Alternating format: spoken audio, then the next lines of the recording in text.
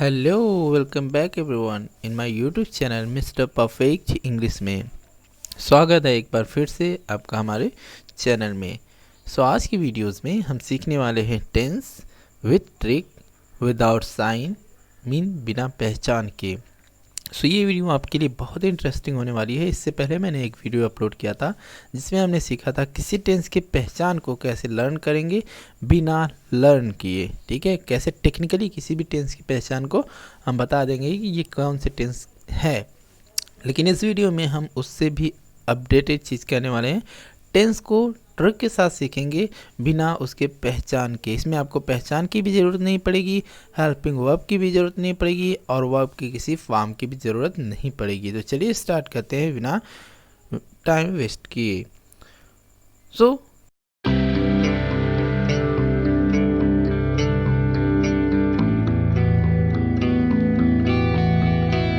Keyword, जैसे कि आपको पता है कि अगर आपको ट्रिक सीखना है तो कुछ ना कुछ की वर्ड सीखना होगा। ठीक है, इसमें आपको पहचान ना तो सीखनी है ना तो हेल्पिंग वर्ब। तो बस आपको कुछ वर्ड मीनिंग याद करनी है। जैसे है अगर कहीं आ गया इज़ होगा, हूँ कहीं आ गया एम होगा, हूँ कहीं आ गया आर होगा, अगर था थी कहीं आ गया तो वाज होगा। लेकिन अगर कहीं थी आ गया तो वो किसके मिस होगा, वर मिस हो जाएगा।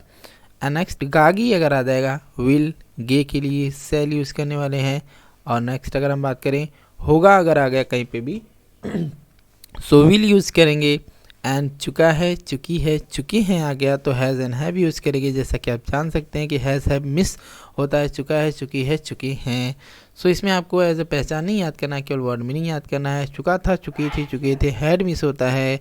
एंड चुका होगा, चुकी होगी, will have, shall have miss होता है। ता है, ती है, ते हैं कहीं आ गया तो हम जान लेंगे कि यस एंड ईएस मिस होता है। और अगर वही ता है, ती है, ते हैं निगेटिव या इंट्रोगेटिव के साथ आ जाता है तो डू डस मिस मान लेंगे। ठीक है, आ ई ए आ गया तो सेकेंड फॉर्म मान लेंगे कि सेकेंड फॉर्म मिस होता है आ ई ए।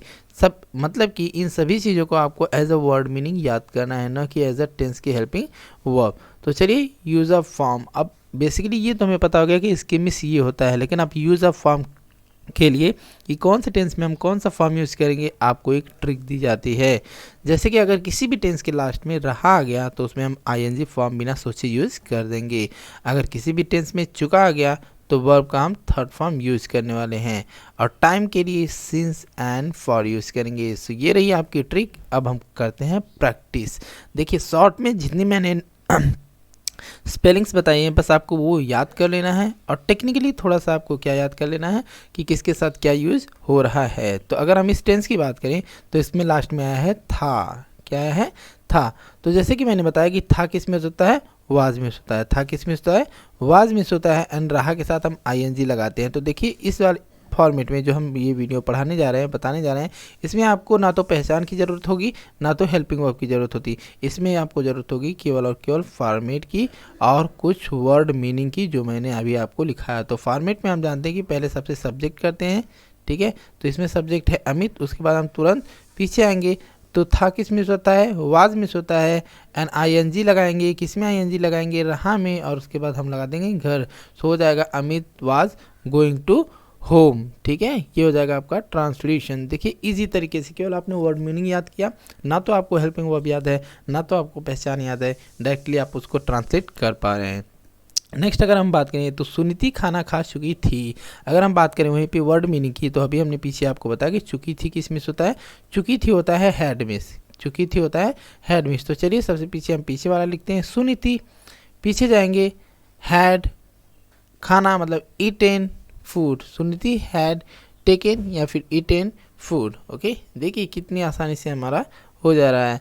नेक्स्ट अगर हम बात करें तो मोहन रोज पढ़ता है। अभी हमने बताया ता है, ती है, ते है के लिए हमने क्या यूज़ करते हैं, ता है, ती है, ते है, यस या ईएस मिस होता है तो मोहन। ठीक है, अगर हम बात करें तो सबसे पहले मोहन लिखेंगे, उसके बाद हम पीछे जाएंगे, मोहन पढ़ना में लगाना है यस या यस, मोहन रीड्स डेली, ये हमारा हो जाएगा ट्रांसलेशन। ओके, नेक्स्ट अगर हम बात करें तो वह आज आ रहा है, वह आज आ रहा है। तो सबसे पहले मैंने बताया कि है किस मिस होता है, तो हमने पढ़ा है होता है इज मिस। तो अगर हम बात करें वह की, वह के बाद तुरंत पीछे जाए तो हो जाएगा ही इज़ कमिंग टुडे। चूँकि रहा के लिए मैंने बताया था आईएनजी लगेगा और वो आईएनजी किस में लग रहा है, आ में, तो ही इज कमिंग टुडे। देखिए कितनी आसान तरीके से आप ना तो पहचान के ना तो हेल्पिंग वर्ब की आप ट्रांसलेशन कर पा रहे हैं। सो ये एक बेस्ट वे है आपके इंग्लिश ग्रामर को सीखने का। चलिए नेक्स्ट देखते हैं, वह आज मेरे साथ खेला।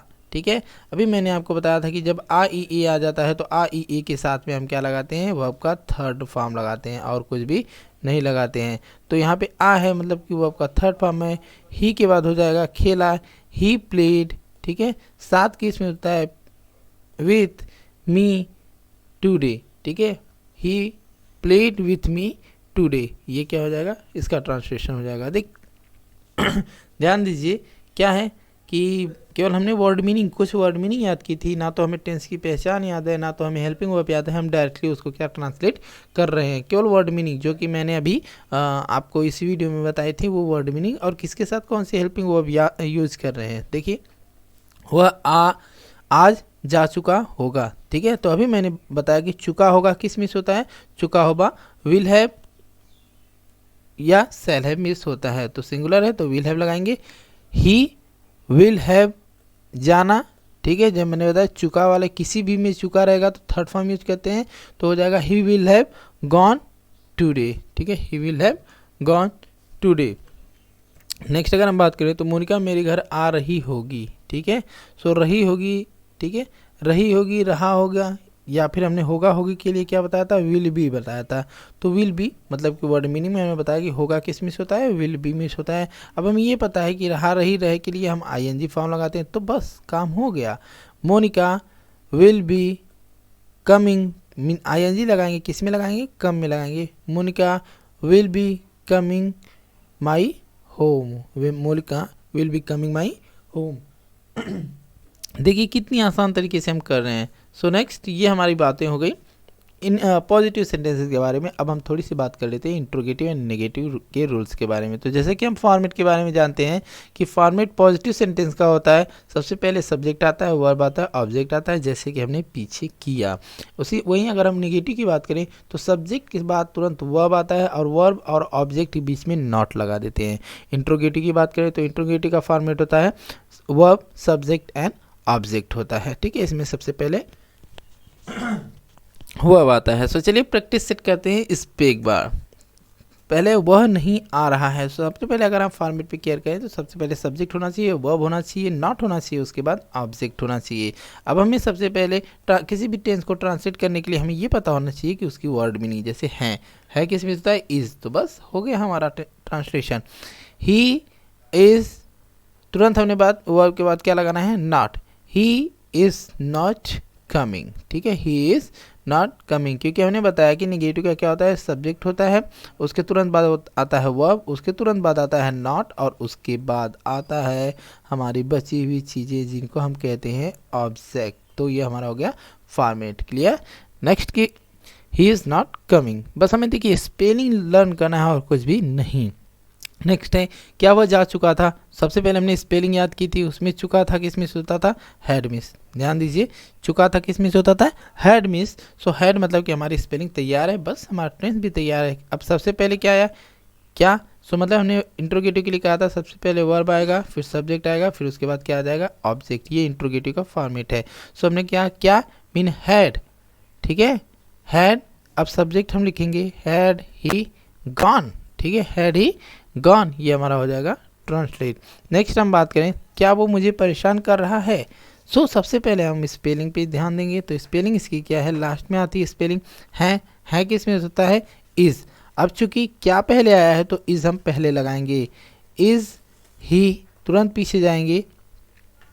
अब परेशान करना, ट्रबल मिस होता है तो आईएनजी लगाएंगे, क्योंकि यहाँ पे क्या है, रहा है, he is he troubling me, is he travelling me, ये हो जाएगा आपका, और ट्रेवलिंग हो जाएगा या फिर डिस्टर्बिंग भी लिख सकते हैं आप। ठीक है, नेक्स्ट है क्या वह आएगा। सब देखिए सबसे पहले हमने गागेगी के बारे में स्पेलिंग हमें याद होनी चाहिए, और जो कि स्पेलिंग कितनी है, केवल और केवल 15 है, मैंने आपको बताया है। तो गा के लिए हमने क्या बताया है, विल एंड सेल, तो यहाँ पे सिंगुलर है तो विल ही लगेगा। अब क्या पहले आया, तो सबसे पहले वर्ब लगेगा, जैसा कि फॉर्मेट में हम पढ़ ही चुके हैं। ओके, सो क्या होगा, will he come, will he come, question mark के साथ में हो जाएगा विल ही कम। सो ये नहीं केवल आज की बातें जिसमें हमने शॉर्ट में ट्रिक के साथ बिना पहचान के, बिना हेल्पिंग वर्ब के, केवल कुछ वर्ड मीनिंग की हेल्प से ट्रांसलेशन को सीखा। सो अगर आप इस वीडियो को ध्यान से देख लेंगे तो ट्रांसलेशन आपको चुटकियों में केवल और केवल 5 मिनट में पूरी अच्छे तरीके से समझ में आ जाने वाला है।